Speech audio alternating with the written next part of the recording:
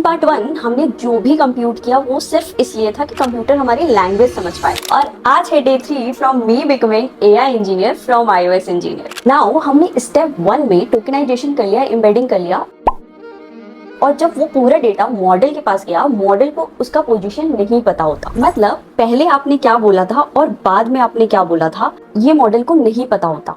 कौन सा टोकन पहले आएगा, कौन सा टोकन बाद में आएगा। तो हम टोकन एम्बेडिंग में जब पोजीशन एम्बेडिंग ऐड कर देते हैं, जो कंबाइंड वेक्टर बनता है, वो मॉडल यूज करता है। नाउ आते हैं स्टेप 3 में। दिस इज हार्ट और you can say the brain of how LLMs work. Now ये सारा कंप्यूट हमारे मेन मॉडल के अंदर चला गया है, जो कि ट्रांसफॉर्मर आर्किटेक्चर पे काम करता है। और ये ट्रांसफॉर्मर आर्किटेक्चर बिल्कुल हमारे ब्रेन जैसे काम करता है। फॉर एग्जाम्पल, अगर हमसे कोई क्वेश्चन पूछा जाए तो हम उसका आंसर देने के लिए उस क्वेश्चन के मेन वर्ड पे अटेंशन देते हैं। सिमिलरली ट्रांसफॉर्मर आर्किटेक्चर भी अटेंशन मैकेनिज्म पे काम करता है। फर्स्ट पार्ट में ये हर एक वेक्टर का 3 वेक्टर बनाता है। Q, what I'm looking for, K, what do I offer, V, what information do I carry। Second part पे ये अटेंशन स्कोर कैलकुलेट करता है। इससे ये पता चलता है कि किस वर्ड को सबसे ज्यादा अटेंशन मिलेगा, और हर एक टोकन की क्वेरी को हर एक टोकन की की से कंपेयर करता है। इससे हर एक टोकन का स्कोर निकल के आ जाता है।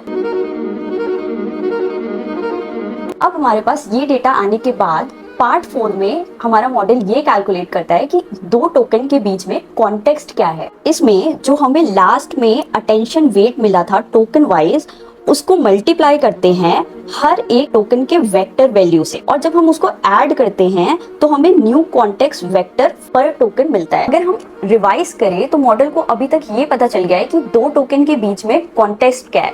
फॉर एग्जाम्पल, मैंने ये बताया था कि बैंक का मतलब रिवर में कुछ और होता है और मनी में कुछ और। तो ये था अटेंशन मैकेनिज्म। इसके बाद मॉडल हमें आंसर लाके कैसे देता है, इसके बारे में बात करेंगे पार्ट 3 में। तो फॉलो कर लो अगर साथ में ये पढ़ना चाहते हो तो।